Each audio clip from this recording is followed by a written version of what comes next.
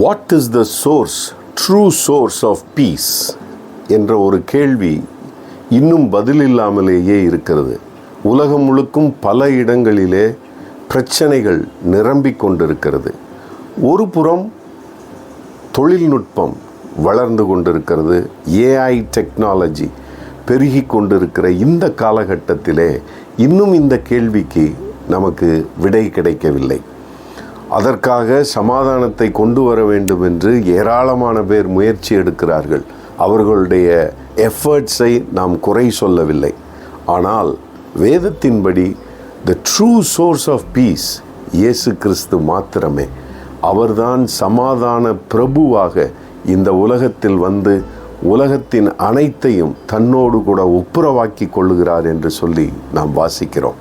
அந்த சமாதான பிரபுவை நாம் ஏற்றுக்கொள்ளுகிற பொழுது நாம் மாத்திரம் சமாதானம் அடையவில்லை, இந்த சமுதாயத்திலே சமாதானத்தை நிலைநிறுத்துகிற கருவிகளாக நாம் மாறுகிறோம்.